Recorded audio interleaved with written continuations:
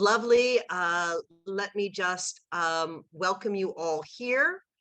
So thank you very much for joining us for this first panel of the day.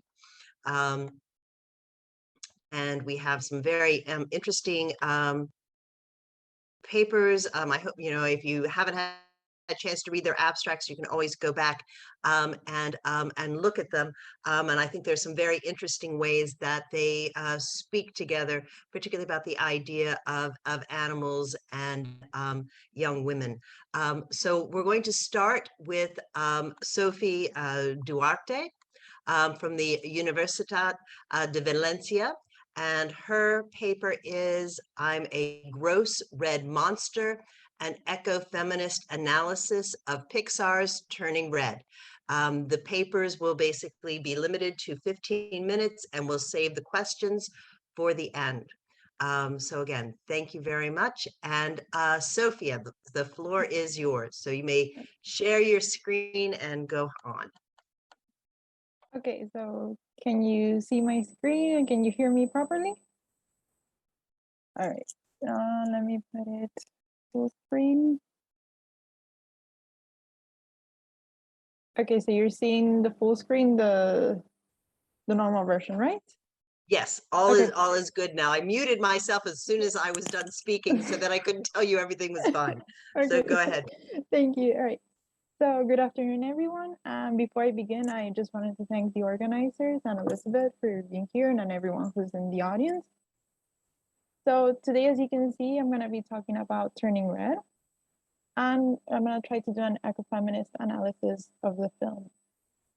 So here we have an outline, but I'm going to jump right through that. Well, if we think of animals, of non-human animals in animated films, it's impossible to think of them without them.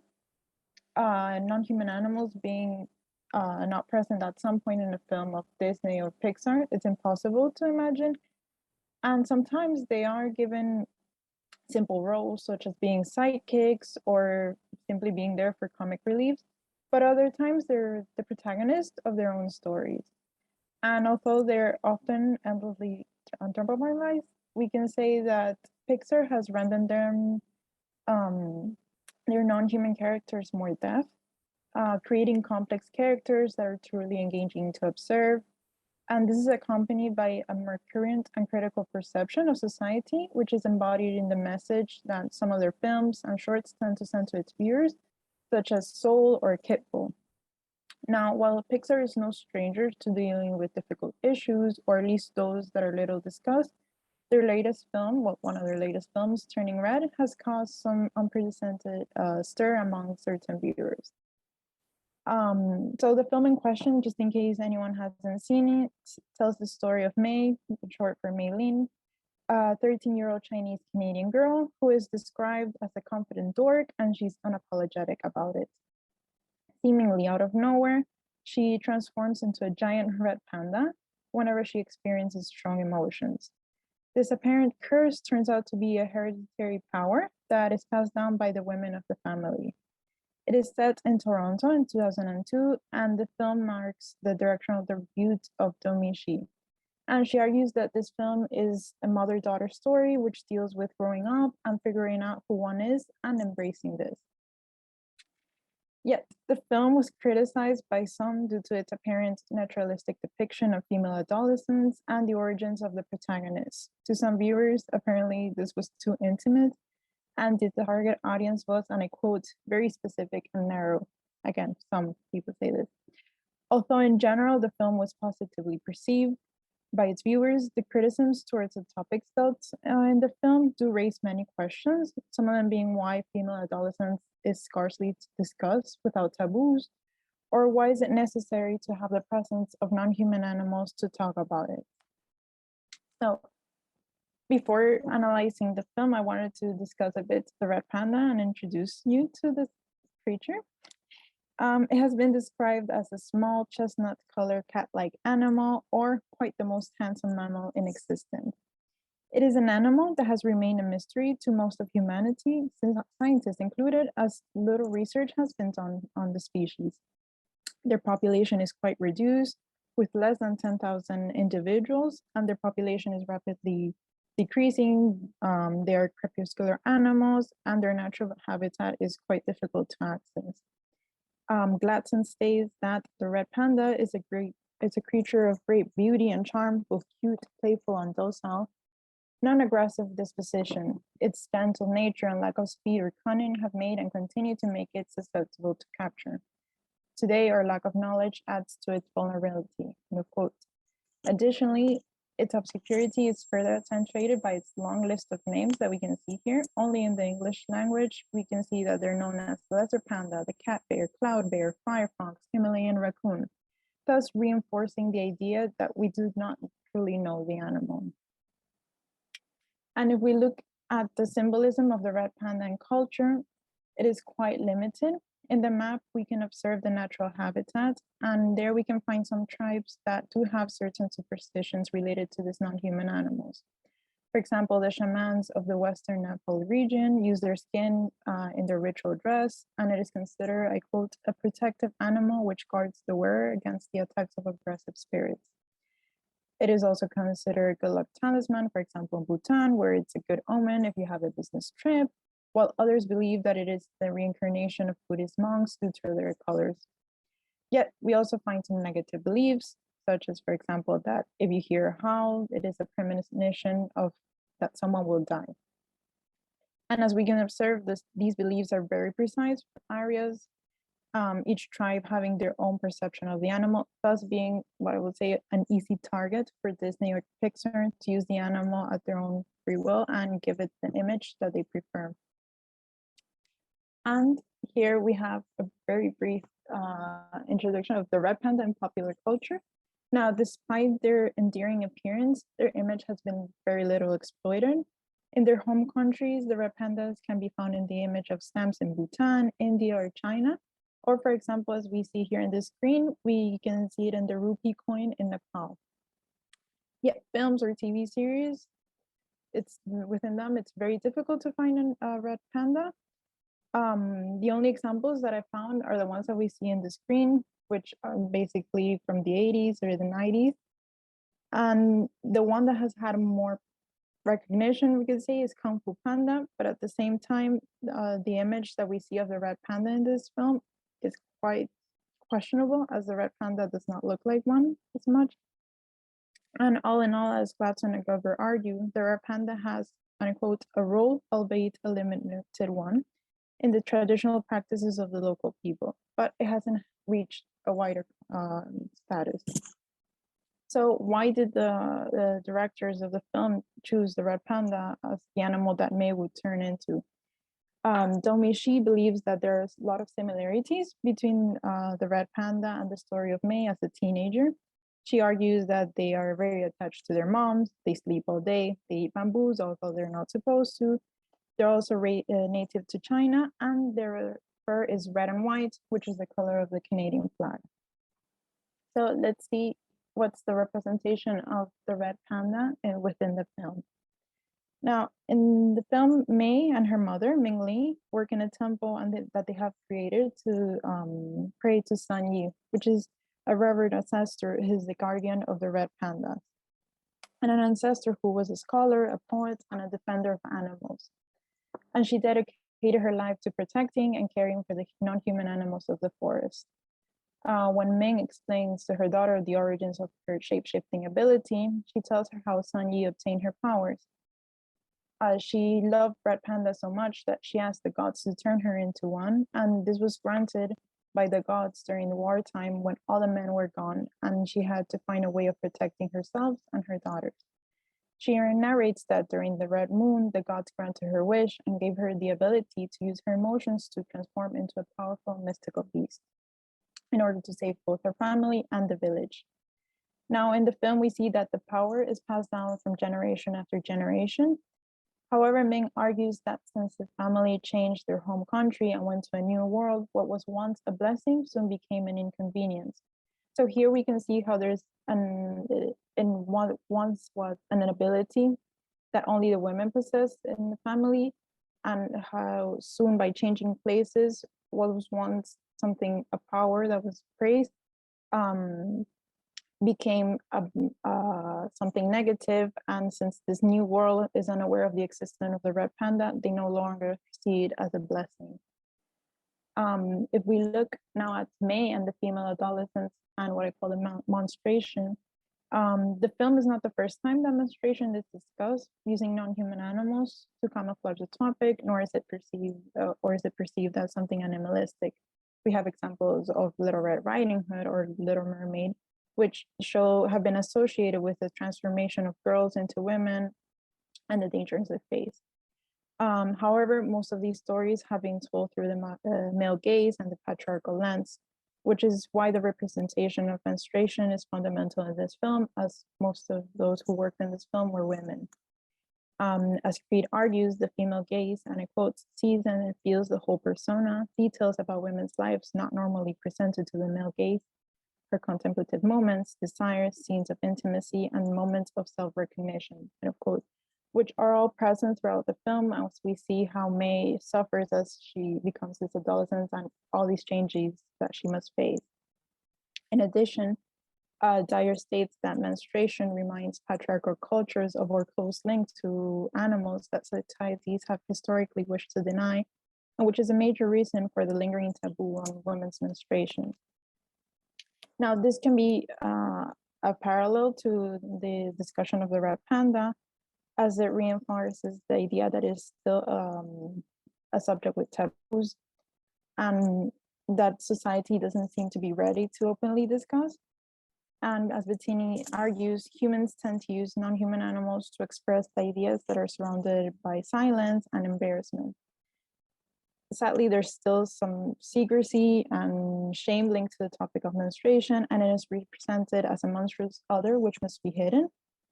And as we can see in the images in the slide, May's mother refers to it as the red peony instead of using its actual name. And she offers all kinds of pads and medicines to camouflage and conceal it. Now, if we take a closer look at the image of May, her transfer and how her transformations affect her, obviously we have the red panda and how she's torn between being her mom's good little daughter and her embracing her wild inner beast. The creators argue that as a teenager, there's a flow of emotions that is constant and it is turbulent in the time in the person's life. In general, there seems to be a notion that women regularly undergo metamorphosis to become animal, touch a liminal zone of nature, although without any control of their part. Yet here we see that although at the beginning May is incapable of controlling her red panda, she soon discovers how she can control it and to use it whenever she wants to. And throughout the film, we see different characteristics that are linked to the teenage adolescents and menstruations.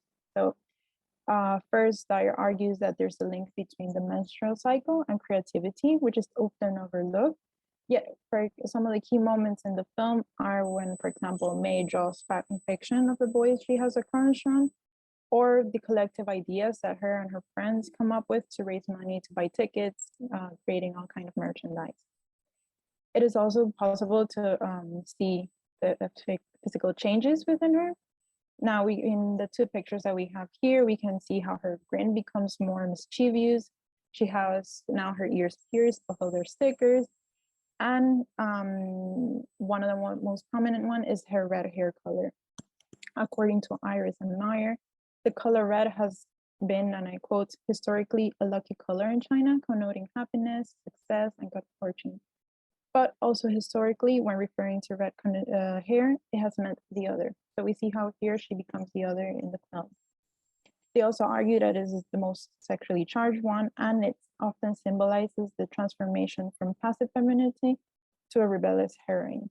So if we look at May, I'm sure a lot of us think about also other characters with red hair that are rebellious, such as Ariel or Merida. And both of all these three characters share in common their red hair. Now, this can be seen that her rebellious attitude, such as lying to her mother, not controlling her panda sometimes, or going to the concert, seem to be heightened by her physical appearance. And what I wanted to lastly discuss is embracing the inner panda and how it is reflected as a generational conflict. The central conflict in the film is May's decisions to embrace the red panda instead of concealing it like generations before her have done so. Now, the opposing views of a curse or blessing of his power is seen between May's mother and the female family members, in contrast to May's friends and her classmates, who are mesmerized by her powers. Ming, her mother, is portrayed as an overprotective parent, while May is seen as an overachiever who tries to please her mother at every moment. So while in previous Disney and Pixar films, there was a clear villain, here we see that what the protagonist must overcome is more of a generational trauma and the opposing views between family members. As Capper argues, it offers a more complicated and sympathetic version of the mothers as female antagonists, and it shows the struggles of a young girl who's trying to assert herself besides a controlling and dominant mother. Now, as previously mentioned, May now has red hair, and this helps build a contrast between her and her mother. Iris and Meyer argued that there seems to be a dichotomization between the red and young versus the gray and older. In this case, she still has black hair. But Ming is portrayed as being a bad mother simply because she is overprotective and she doesn't seem to understand the needs that her mother has. Now, this can be a parallel with humanity's ignorance towards the female adolescents, and more precisely towards the red panda. Since our ignorance towards this animal has possibly helped create more destructions towards its native state. And although May still believes that it is crucial to conceal her inner panda, her mom believes that it is crucial, May does not accept this. And so we can see that there's a dichotomy also between the younger generation and the older, which can be extrapolated to the animal awareness. As kids and teenagers, the border between non-human animals and kids seems to be blurred, and there's a closer connections between them, seeing each other as equal. And maybe this can be seen as a way of reconnecting with nature, and weave again the links that we have broken, as Besson and Slavic argue. So I'm concluding now. All in all, what the film tries to discuss with its viewers, the topic of menstruation through an unconventional story using non-human animals that is unknown to most humans, thus functioning as a parallelism towards the unawareness that surrounds both female adolescents and also the non-human beings of planet Earth. Pixar's choice of the red panda to represent these changes is not aleatory. The red panda is an animal that doesn't have a stabilized symbolism, and it might be the beginning for the red panda to become a totemic image for maybe female adolescents, menstruation, or simply go back to its concealed representation. The film presents viewers with the idea that in learning to trust our own animal, as Patrick states, we can feel ourselves guided to a more grounded relationship with our deepest selves and ultimately reconnect with animals. So while the film might not be the ideal representation of female adolescents and non-human animals, it does help to start discussions surrounding these topics and give voice to those who are often silenced and considered others. And as May argues, and this is with what I want to close, we've all got an inner beast, she says, and that we usually never let out, but she did. So how about we do the same? So thank you very much. And here we can see the works cited.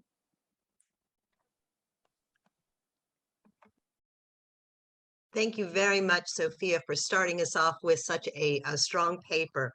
And so now it's lovely to be able to move on and continue this discussion of YA human, non-human animal stories with Alena Cicholewski from the University of Bremen. And I should have asked about this second word in her title. Maybe acha doesn't have to be only for other gorillas. Interspecies Kinship in Eliot Shrefer's YA novel, Orphaned. So Alena, the floor is over to you. Sophia, right. if you stop sharing your screen, and then Alena, start showing your screen. Yes, so can everyone see the presentation?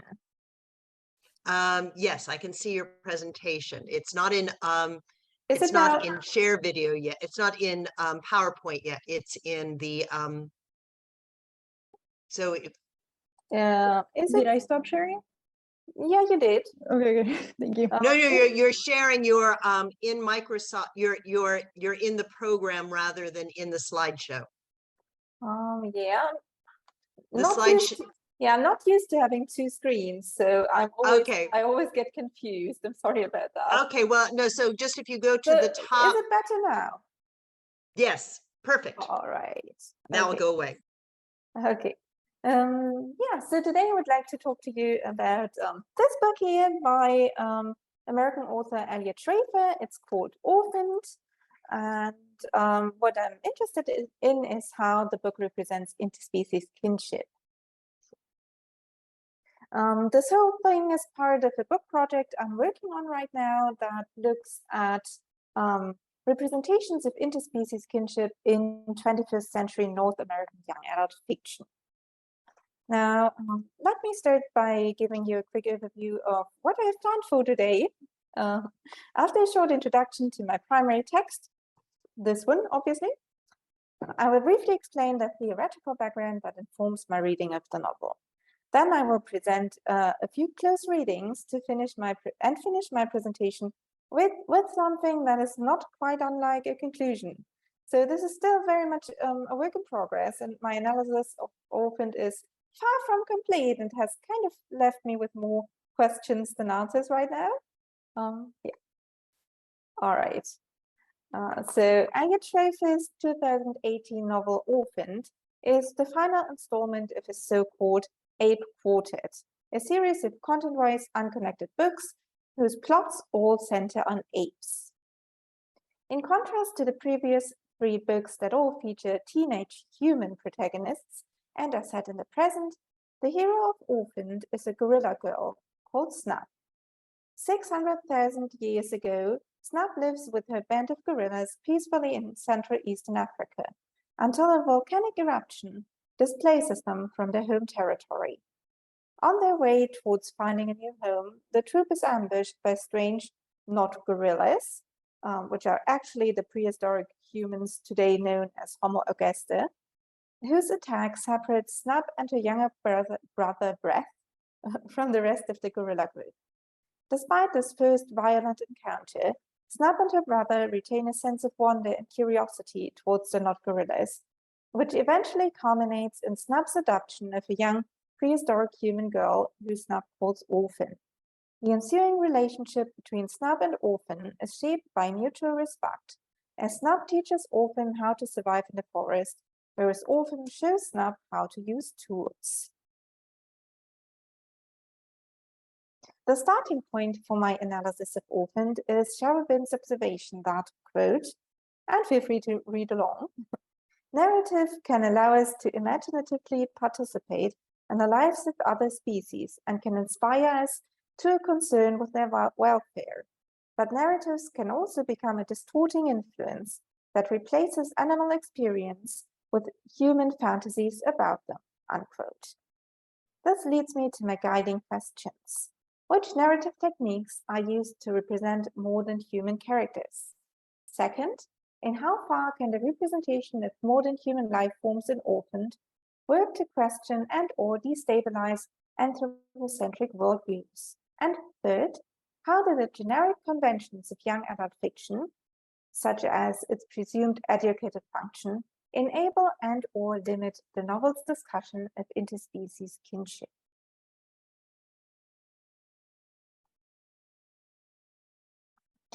To help address these questions, I turn to David Herman's work on narratology beyond the human. What is particularly interesting for me is how he connects narrative techniques to the potential effects of certain representations of animals.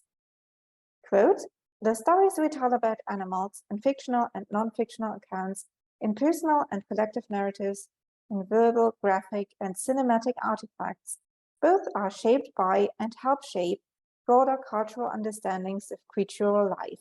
These understandings encompass how we view our relationships with and responsibilities to other than human agents and communities. And I already mentioned interspecies kinship, and my approach to the concept of interspecies kinship builds on the work of Donna Haraway, and I'm sure many of you already know her 2016 book, Staying with the Trouble, in which she advocates for the establishment of kinship relations between human and other human beings. Quote, making kin as odd kin rather than, or at least in addition to, godkin and genealogical and biogenetic family troubles important matters, like to whom one is actually responsible, who lives and who dies, and how in this kinship rather than that one. What shape is this kinship? Where and whom do its lines connect and disconnect, and so what? What must be cut and what must be tied if multi-species flourishing on Earth, including human and other than human beings in kinship, are to have a chance? And I'm sure everybody is now curious as to what the non-human storytelling in Orphaned looks like. So first thing is that the whole book is told from the perspective of Snub, a gorilla girl. This becomes obvious when the novel describes phenomena and events with concepts that one can reasonably assume to be familiar to gorillas, such as when Snub observes a volcanic eruption, she deduces that the mountain is suffering and spreading its misery, which is the lava that is flowing from it. Connected to that is also the novel's emphasis on sensory perceptions that include also Snub's ability to judge another gorilla's emotional state based on how they smell. The book also features gorilla vocalizations, and that's the part of the book that you can see on this slide. So in the beginning, there's a glossary explaining the meaning of each vocalization. And that's also where the title of my presentation comes from. According to Shrefer, the author of the book, for example, what humans might consider unpleasant boredom would be a pleasant feeling of who for gorillas. So the author states that those vocalizations that are taken from actual zoological research are used to better convey a gorilla's worldview. Another thing is that Orphaned is entirely told in a free verse-like style, and each chapter is prefaced by an illustration that shows which characters appear in this section. And the characters are drawn like the ones you could see on the slides. Contrary to the way my previous summary of the plot might make it look, the way the story is told does not conform to a conventional structure of clear beginning, middle, end, but rather meanders and digresses throughout. So let's dive directly into the text itself. The passage on this slide is set after the humans' attack has separated Snub and her brother Breath from their band of gorillas. Snub and Breath are staying near a human settlement, and Breath is very curious about the humans and secretly watches them every day. Snub joins him and observes, and he is the quote on slide. This creature looks like a skinny, naked gorilla. It is longer than Snub is, much longer, and though its hair is the same black, it's as thin as the pink worms. Pink worm is Snub's word for baby, by the way, before he became Breath, with his thick curl. What a wretched and ugly thing. And as she stares at the not gorilla, Snub feels less fear and more pity. How can a creature as frail as this survive? During Snub's previous encounter with the not gorillas, she did not get a good look at them, as she had to protect herself from the rocks they hurled at her. Now that she has the chance to look at the humans closely, Snub realizes how vulnerable they are. Their lack of protective fur makes them appear naked and like pink worms, that is, babies. Snub's view on humanity changes when she realizes how far they are inferior to the gorillas and less well equipped to survive in the forest. When Snub and Breath witness how the humans first kill a couple of other humans and then leave their child behind to die, they approach the human girl and eventually she joins their group. Whereas Snub at first assumes a motherly role, naming the girl Orphan, and teaching her basic survival skills, their relationship soon becomes mutually beneficial, as Orphan knows how to use tools and can thus find additional food sources for the group. In contrast to hierarchically organized guerrilla troops, Snap's group emphasizes reciprocity and relationality. By forming a multi-species family instead of actively looking for a male gorilla mate, Snap's action of adopting Orphan disentangles family formation from biological reproduction. Whereas humans as a group are represented as a threatening, violent mob, Orphan as an individual is characterized as intelligent, adaptable, and compassionate. Towards the end of the book, Snap's group is reunited with Snap's mother, who is believed to have died during the humans' attack. Snap's mother was severely injured and lost her sense of sight when the protagonist encounters her hiding in a cave. To Snap's surprise, Orphan can approach the older gorilla and comfort her. And here's the reading, quote, Snap and Breath hold each other while they watch Orphan hold mother, doing something a gorilla would never do, comforting a stranger. It confuses Snap that Orphan could come from the not gorillas, beasts violent as crocodiles, yet shows such acha to mother. Now, where does that leave us? Throughout the whole book, the readers are invited to share Snap's perspective and identify with her. Snap's outside view of humanity as both posing a threat and simultaneously capable of forming mutually beneficial relationships with gorillas must be seen in connection to the genre of the novel and its didactic implications.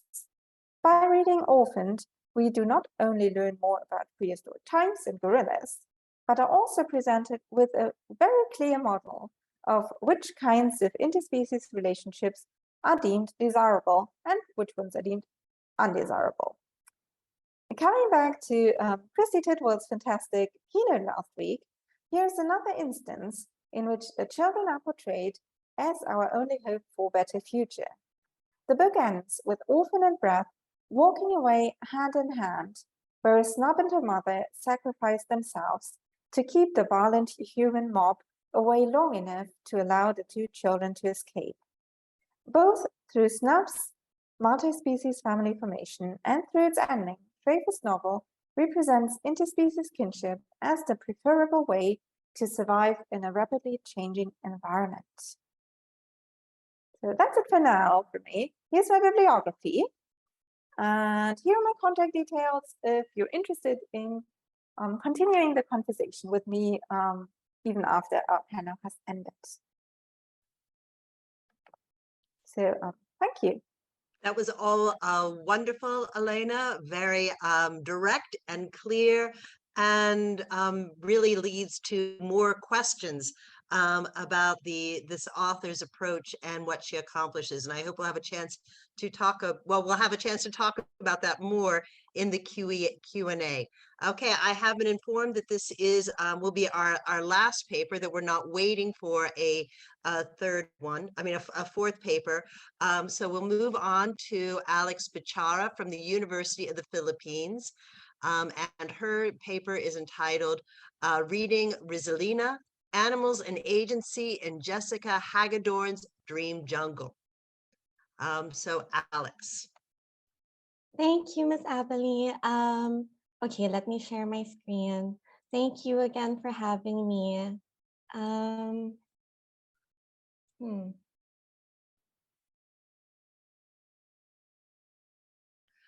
There, does my screen show? Does the slide show? Perfect. Okay, good. Okay, so hello, I'm Alex Pichara. I'm from the University of the Philippines, Bremen. I'm in my third year of my PhD comparative literature course, and I'm a teaching fellow at the Department of English and Comparative Literature. So this is also a work in progress, much like Alena's. The title is Reading Rizalina, Animals and Agency in Jessica Hagedorn's Dream Jungle. It's a very fragmented novel made up of different points of views, and it's divided into 3 parts, but of course lots of chapters. So I hope that you get a sense of what the story is like by the end of my presentation. So there's a wildness to the Philippines that is constantly depicted in the country's history and literature, the combination of which is utilized by Jessica Hagedorn and Dream Jungle to highlight the link between writer and subject, particularly under a post-colonial lens. Though published in 2003, Dream Jungle has been a mainstay in college syllabi, not only in the Philippines, but also throughout the United States, almost 2 decades later. In 2019, it was required reading for the Introduction to Asian American Literature and Culture class at Columbia University. It was the same in 2005 for George Mason University's American Postmodernism class. At Harvard, the text is used for a class on adaptation, form, canon, and culture. In 2014, it was used for the University of Washington's class on violence, myth, and memory. The University of Houston also offers it as part of their American Indian and Asian literatures class. The list goes on. Needless to say, Dream Jungle often serves as an example of postmodern literature dealing with myth, memory, and the hidden histories of the country. However, it is also widely viewed as a window into post-colonial Asia, particularly the figure of the Asian American exile from the point of view of an Asian American, specifically a Filipino American. The novel toes the line between fact and fiction, myth and reality, through the tackling of topics such as US imperialism in the Philippines and the discovery of a supposed Stone Age tribe. What seems to be lost from the discourse surrounding Dream Jungle, however, is a focus on the post-colonial animal and the jungle of intersectional violence depicted in the novel. Through an analysis of the treatment of various species in the novel, it could be said that the suffering of humans is put on around the same plane as the suffering of non-human animals throughout Dream Jungle. This study aims to analyze the novel through an exploration into the novel's characters, what, if any, agency those characters might have had, and the existence of animal spaces as opposed to beastly places in the novel. I also hope to argue that the novel can be read as the reimagining of the role of the Philippines and the Filipino in the creation of history, not unlike the animal, exhibiting the duality of both a historical victim and historian, while critiquing non-human animal and animal suffering against the backdrop of the Philippine diaspora and the nation's colonial and political past. All in all, it's important to look at both the human and non-human animal characters. So, the next few slides will be about the humans. The first slide is about the author. So this is Jessica Hagedorn, born in Manila in 1949. She moved to San Francisco at the age of 14 and grew to become poet, novelist, playwright, multimedia performance artist, and singer. Dream Jungle is Hagedorn's third novel. Her debut novel was Dog Eaters, published in 1990. And her second was The Gangster of Love. Dog Eaters was notable for becoming a finalist for the National Book Award, as well as the winner of the American Book Award from the Before Columbus Foundation. In 1993, she edited The Charlie Chan is Dead, an anthology of contemporary Asian American fiction. She's an active Asian American writer. While her influences while writing Dream Jungle could be gathered from the mention of several texts in the novel itself, it cannot be overlooked that the main influence of Hagedorn's is Philippine history. Dog Eaters, for instance, was also about the Philippines, particularly about the country while under the Marcos dictatorship in the 1970s. Hagedorn is based in the US, teaching at Long Island University and having headed courses at Yale. However long she has been in America, she has also identified as an Asian American, an entity that projects virality in Dream Jungle. So the concept of what is viral is something that pops up a lot in the novel. So if we're talking about influences for this novel, the main influence is obviously history. So in the text, they mention Heart of Darkness, Lord Jim, Tarzan. And Cristina Pantoja Hidalgo, a Philippine critic, has said most contemporary Philippine novels are historical novels, and Dream Jungle is one of them. She also said writers are being true to tradition by constantly reinterpreting our colonial political history. So it's a very common topic in Philippine literature, talk about colonial history. And this one is interesting because it talks about the supposed discovery of the Tasadais, the real life discovery of a Stone Age tribe in the Philippines by Manuel Elizalde Jr. It's also important to look at the role the writer must play within the post-colonial context, both in the book and in real life. In the book, there are some writers that try to rewrite history, and at the same time, Hagedorn is doing just that. So though the trope of wildness is one that's present in literature across the world, it is a taming of this wildness by an imperial romantic hero who claims to have the welfare of the population as his object that most evidently cuts across Dream Jungle and the literary works that may have influenced it.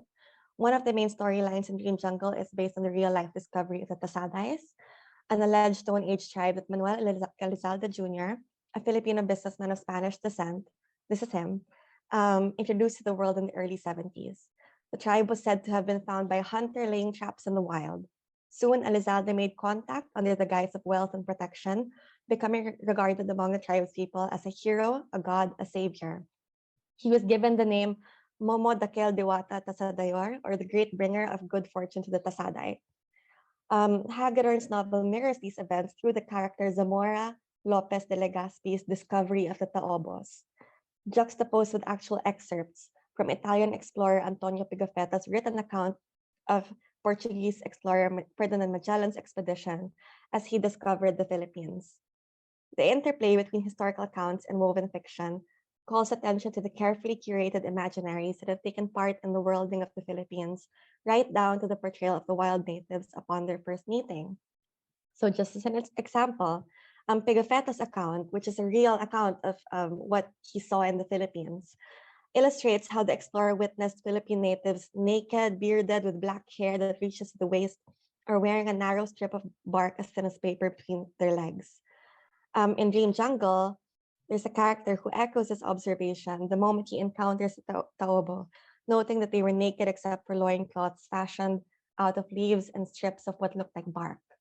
The lack of clothing is the first and most significant sign that the natives these foreigners encounter are viewed as a feral population, a sentiment expressed in a similar fashion in Heart of Darkness, Lord Jim, and Tarzan of the Apes. The link between Dream Jungle and these titles is directly made by the character Sebastian Claiborne, an actor cast in the film Napalm Sunset in the novel, which is the Dream Jungle version of Apocalypse Now. If any of you have seen it, it has Harrison Ford in it, Marlon Brando. In his effort to analyze and understand the character he has been hired to play, he comes to the conclusion that his character created his kingdom in the jungle, allowing his madness to come out of a kind of stoic purity, a great sadness, which is why the tribesmen worship him. Claiborne then tells Napalm Sunset director Tony Pierce that the references he was given for the role, Heart of Darkness, Lord Jim, and Tarzan, is what got him thinking about the character's motives. These three texts, all written more than a century before Dream Jungle, are built around the same narrative as Dream Jungle and Claiborne's character. Basically, the white man's burden of encroaching upon native peoples in the name of progress. Spaces like the jungle call to mind images of fantasy, danger, and possibility, rendering the metaphor of quintessential otherness as well as a contesting site between colonialism and indigenous force. So, talking about all of this, just to focus on the suffering of natives in the hands of these, white men. In Heart of Darkness, character Charles Marlowe describes black men in a manner similar to how Pigafetta and Forbes describe Philippine natives. And the jungle, in all of these examples, is depicted as a site of savage animality, exhibiting the potential to transform into a more human, acceptable form of living under the guidance of a foreign body. So just a bit of a fact versus fiction recap. This is the real National Geographic cover of the Tasadais. So fact is Elizalde went to Harvard. Hagedorn fictionalized this by saying Zamora, the lead character, one of the lead characters, went to Yale. An organization called the President's Indigenous Minority Peoples Foundation became Panamin. The National Geographic documentary, The Last Tribes of Mindanao in 1972, became a PBS documentary. But both have environmental problems, like logging companies, illegal logging, and there's the movie Napalm Sunset and versus Apocalypse Now. So Dream Jungle is not alone in its depiction of local wildness. A similar portrayal of the Philippines can be observed in are Zamora Lindmark's Leche, which follows a Filipino-American man's homecoming to Manila, complete with postcards he sends back to America detailing his travels, which also talk about the jungle and how the jungle is not for everybody. The main players in all these narratives seem to primarily involve those who already inhabit the jungle and those who descend into the Philippine wild in order to save it, not unlike the wild child or feral child trope in 18th and 19th century literature. So back to Filipino Americans. Much of the novel's complexity can be traced back to its title, Dream Jungle.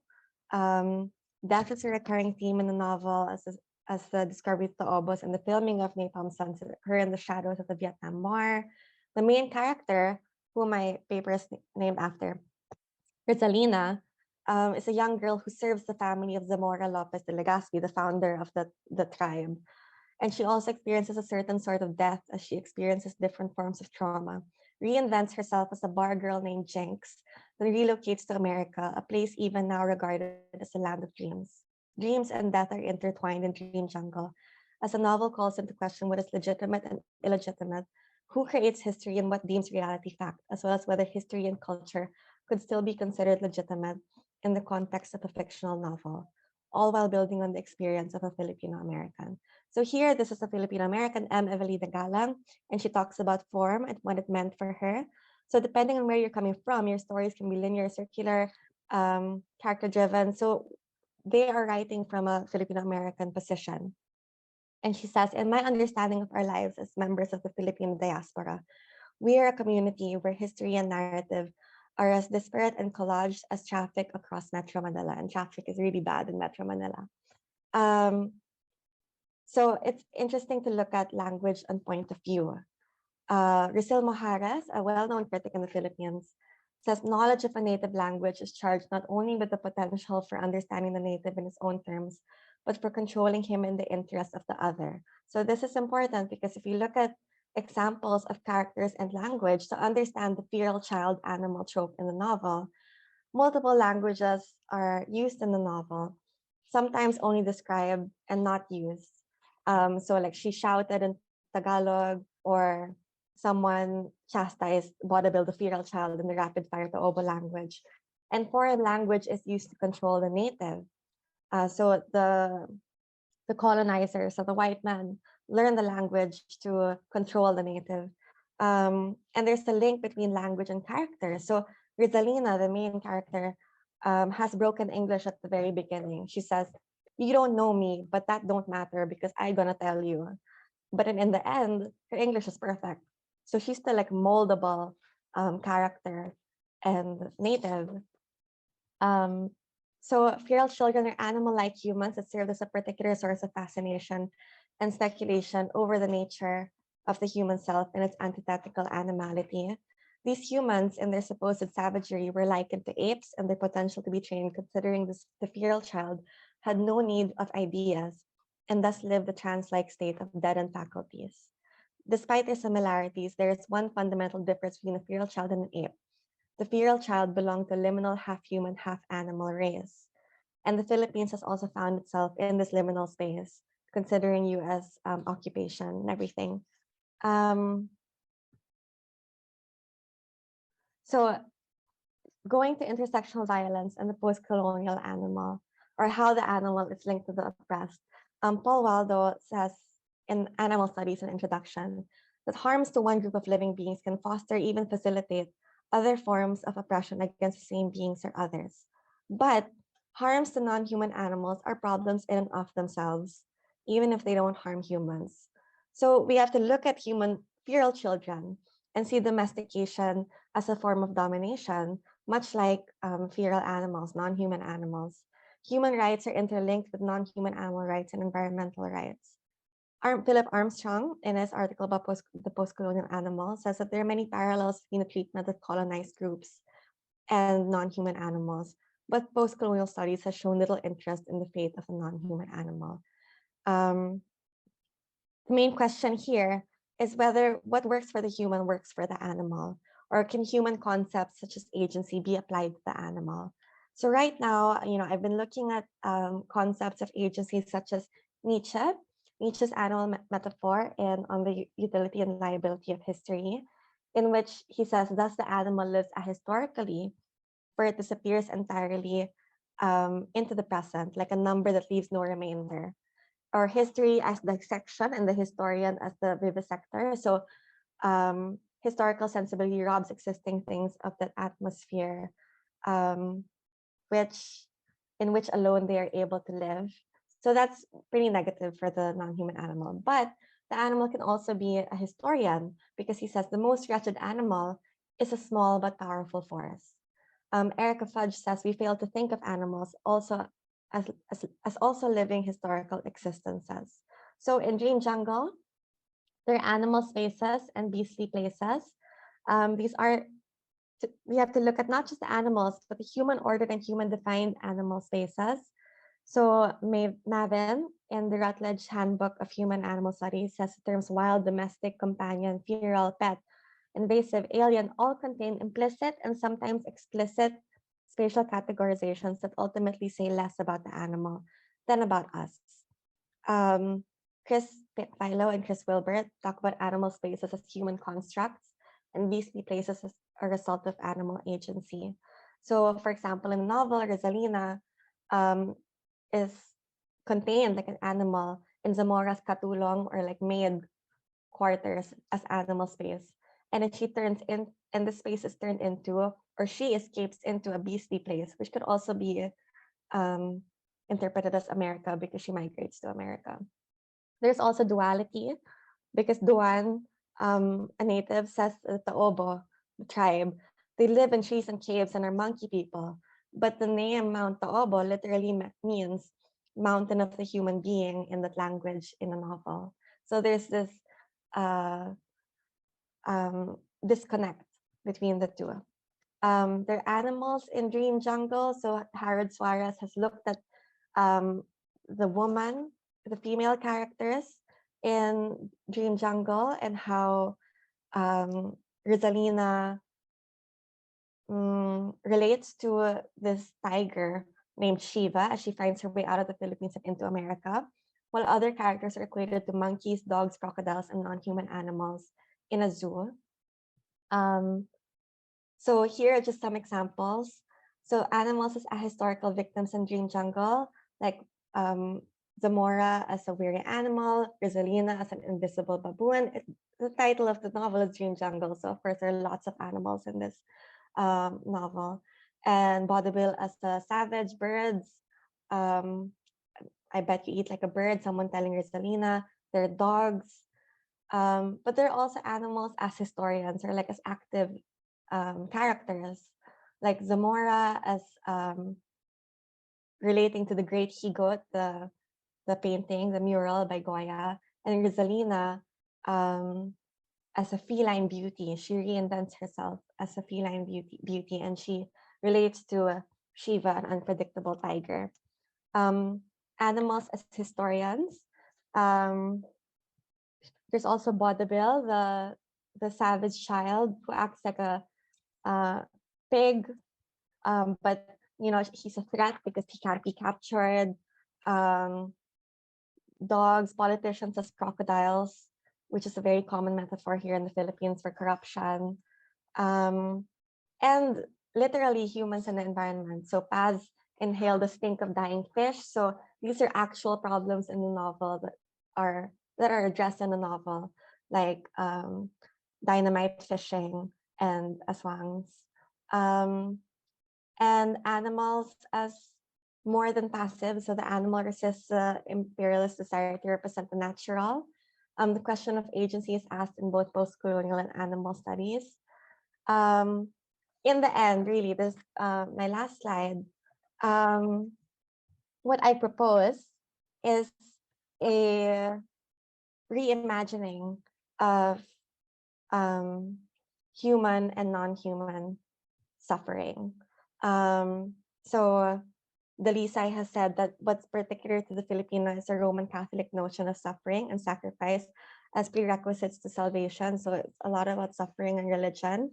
A reimagining of suffering would mean that we are all never really alone, and we're all connected, as shown in the novel. So in the end, to a Filipino living abroad, Manila might seem surreal only because Manila is no longer part of the world. Similarly, the jungle is often portrayed as the great unknown, a feral space that has long been othered and exploited. In the worlding of the Philippines, Filipino Americans like Hagedorn navigate their own liminality and acceptance of a history and culture that have long been shunned as wild. Thank you. Sorry, it was so long. Thank you. Lovely work. So it is always interesting when you put papers together because they have a particular connection, such as the YA audience. But I was also very struck how these papers also do not just talk about human versus non-human, but there is also this question of West versus non-Western perspectives. And I'm hoping that those kinds of connections will show up in both questions or conversations that the panelists might have together. Yes, you can send me questions in your chat, but I am happy to sort of take questions. Raise your hand, and then you have the choice of basically, putting yourself on video or sending the question to me in chat and having me read it.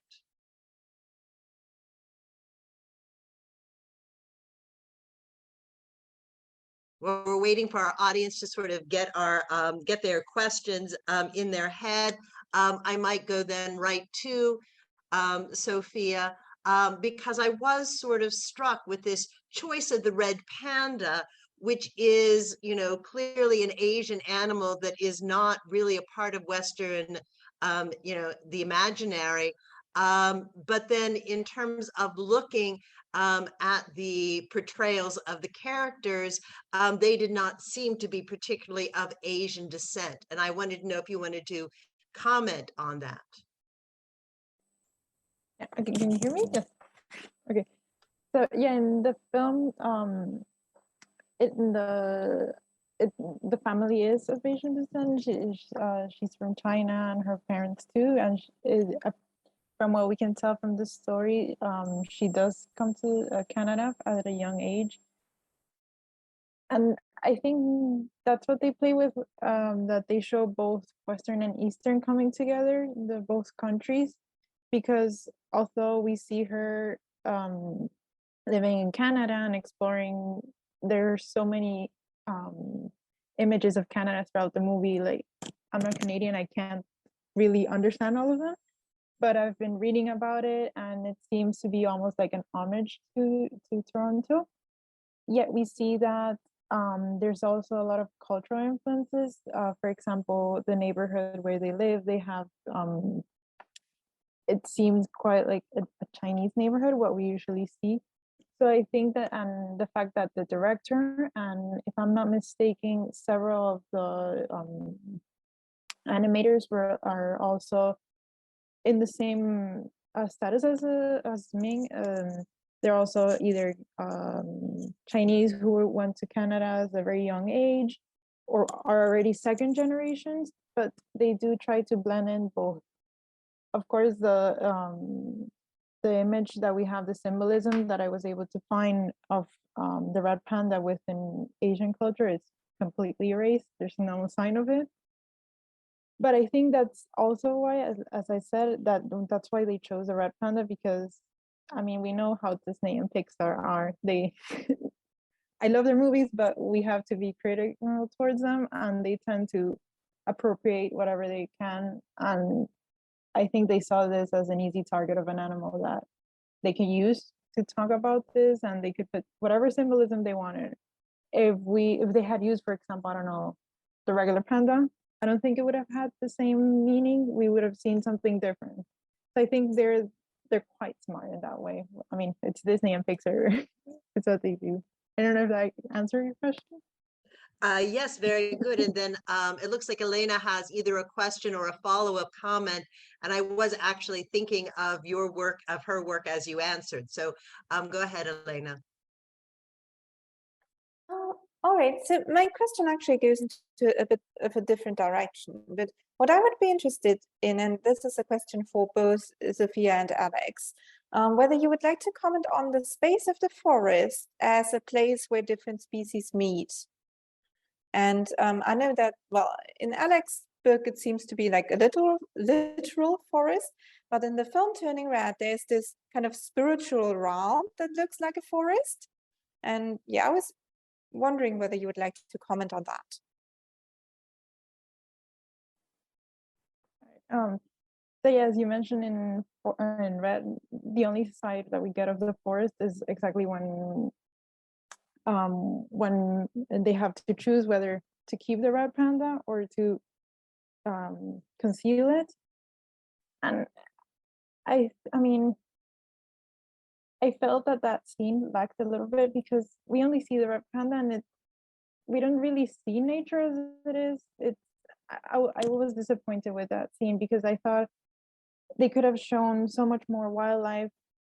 Both, I mean, as I was saying before, if we're thinking that this is a teenage girl that blends both Chinese culture and Canadian culture, why not show the merging of these two cultures, but through the non-human animal perspective? Like we could have had, I don't know, a beaver, for example, like showing more forest animals and how they come together and all of this, but there's no showing of it. But it tries to demonstrate that in the forest, in a place that is far from the city, we are closer to nature and we recognize ourselves as animals, which we are, but we tend to try to ignore it for some reason.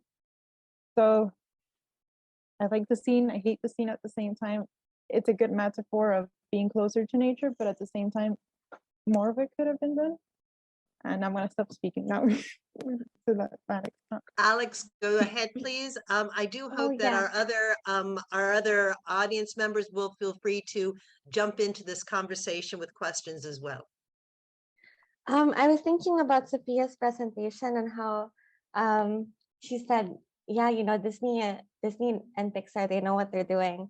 And it reminded me of this 2020 Christmas advert of Disney, but it is targeted at Filipinos, and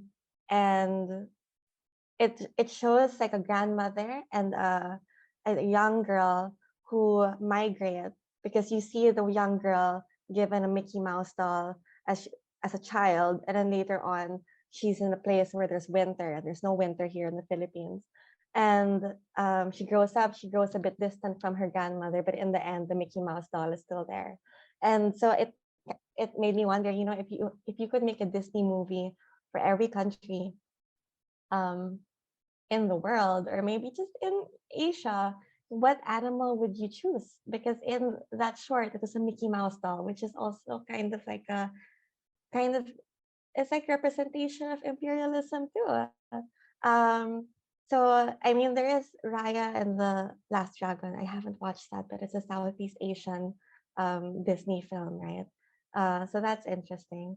But yeah, I just wanted to say that. And also about Alena's question about the forest, it is very literal in Dream Jungle because there's a tribe in the forest, but also it's very metaphorical because you think of Dream Jungle, and then the main protagonist, Rizalina, changes her name and moves abroad. And everyone thinks of America as the dream, land of dreams, right? So in the end, you wonder, she came from a place with the jungle, but did she end up in a dream jungle? Is it just as bad? Or yeah, but it's mainly some post-colonial metaphor thing going on there in Dream Jungle. Yeah, that's it. I was struck by a question that that Alena had in her abstract, and it's another question I sort of see in the other papers as well, is that often when authors, and famously Disney, give perspective to animals, it's an anthropomorphic. It's animals as if they were us, which again has those same kind of, you know, whenever we're looking at cultural, oh, they're just like us. Well, but they actually are not. And I thought Alena's paper did a really wonderful job of having gorillas speak, but not having them speak as not gorillas. And so I thought that language was very, very interesting. But then I also see Sofia, in some ways, wishing the red panda had gone a little bit more. So I would like to see, you could all take your mics off at the same time and discuss this question of how you present agency with while allowing the agency of animals to be different.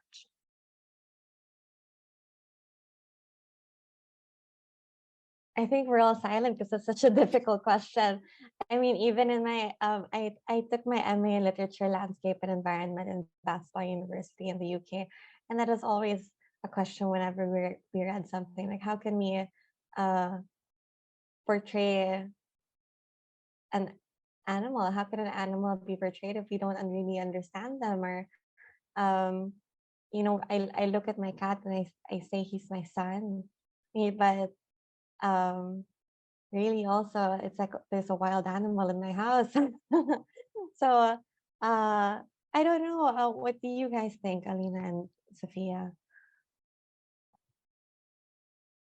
Yeah, so the reason why I chose this book is because you do not get it that often that you have an animal's perspective in a novel at all, and in a young adult novel in particular, that is not anthropomorphic, or that tries to be as least anthropomorphic as possible, I would say.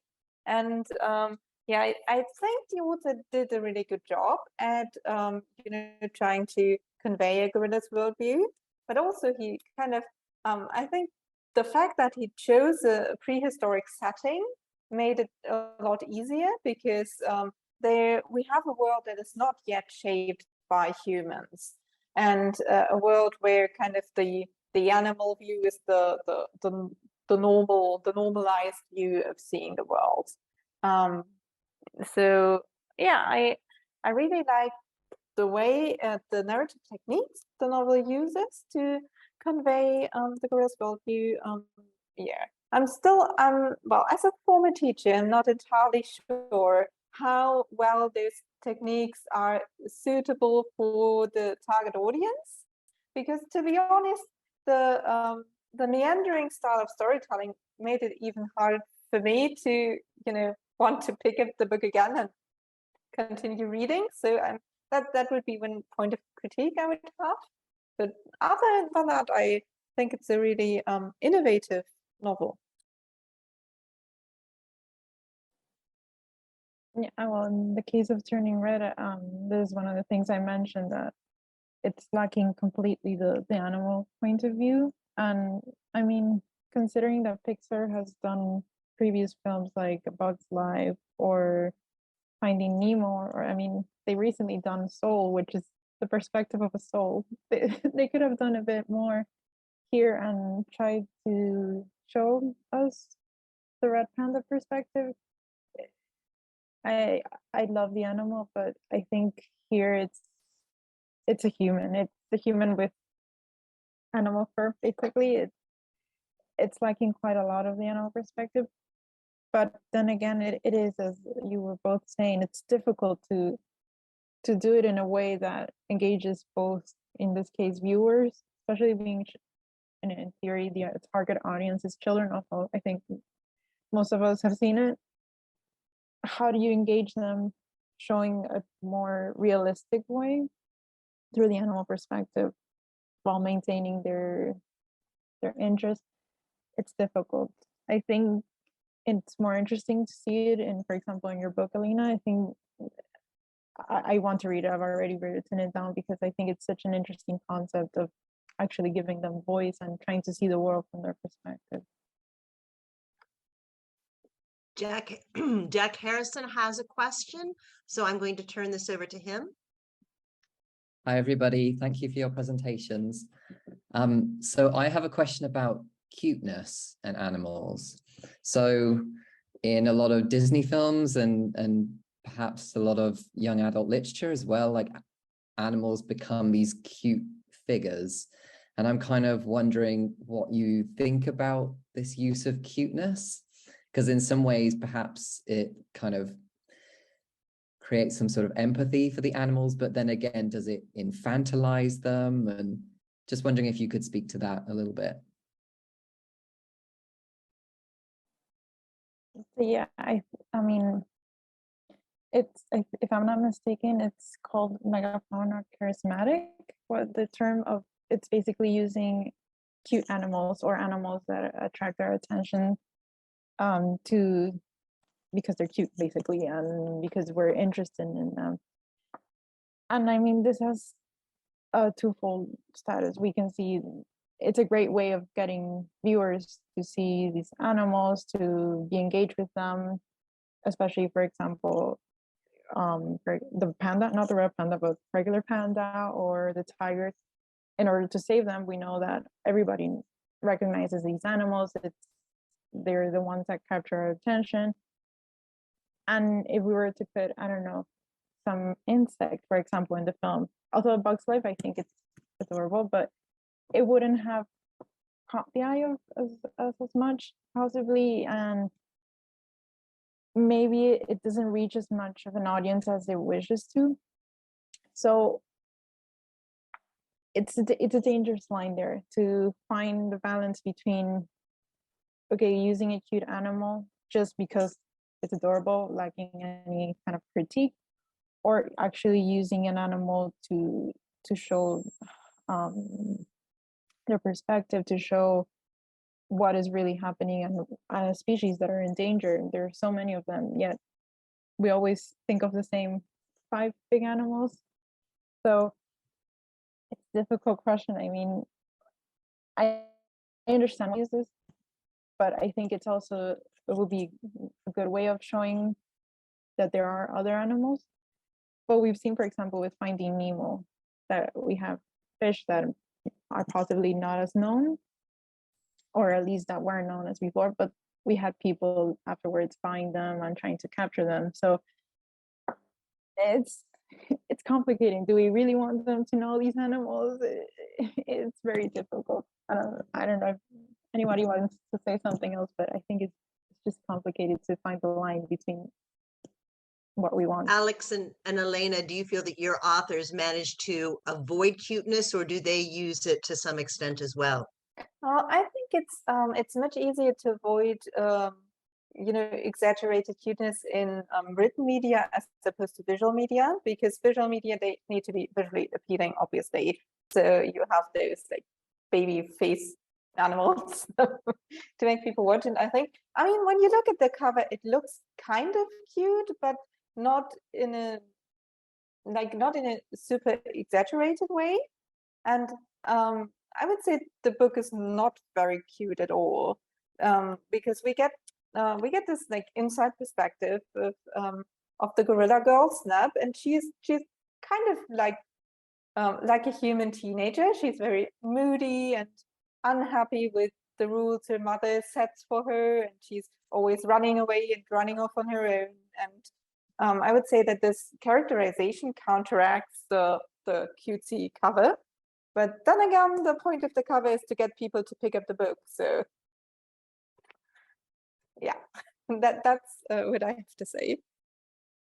My novel, The Dream Jungle by Jessica Hagedorn, isn't cute at all either. I think she presents animals in a very matter-of-fact way, and I didn't get to talk about the animals so much, but just the fact that the chapters are intertwined with, the fictional chapters are intertwined with actual pages from an explorer who was part of the team that discovered the Philippines, fact and fiction, myth and reality, a tiger as a vision for migration versus the tiger as part of the zoo. The tiger is part of the zoo. There are fish that are being killed by dynamites. There are dogs chained in the yard of the main explorer in the book. It's just all of it just feels realistic. not anthropomorphic.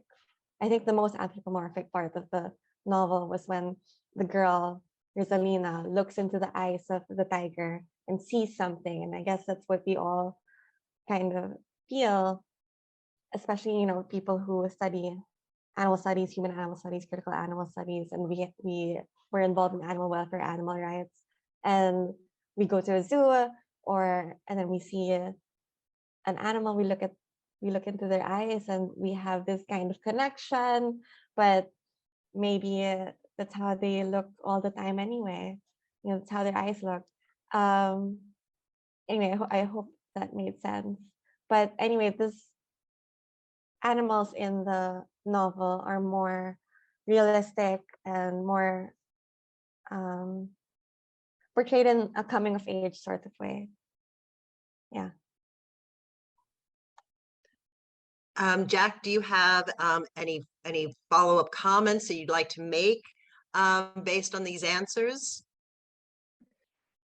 Yeah, great answers. It's got me really thinking, and I'm kind of wondering, like, using animals in this way, like we saw on the cover of the book, that it's like sort of cute, kind of got baby eyes, and then the red panda obviously being like really fluffy and cute, and even like I think the other students in the film are even like touching her like she's really cute, wanting to stroke her all the time.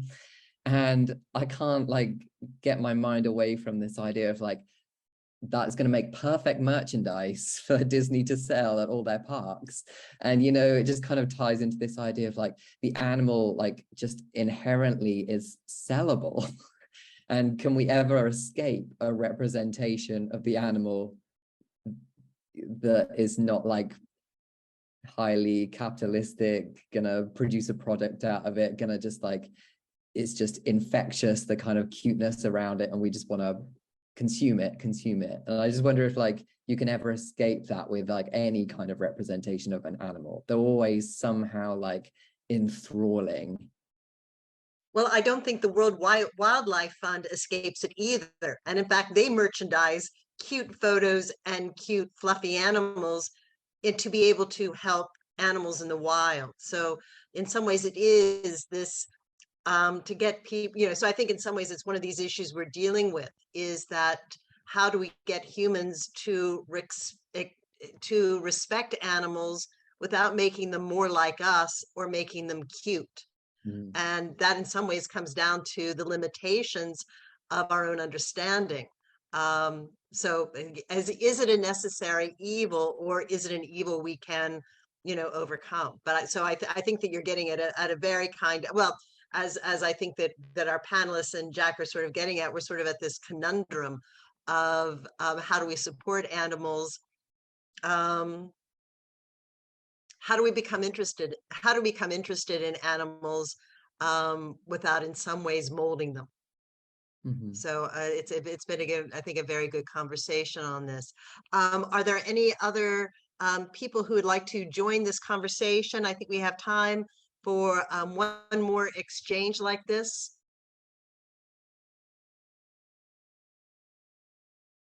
Okay, then I may sort of ask the panelists if they have one more comment or questions for each other.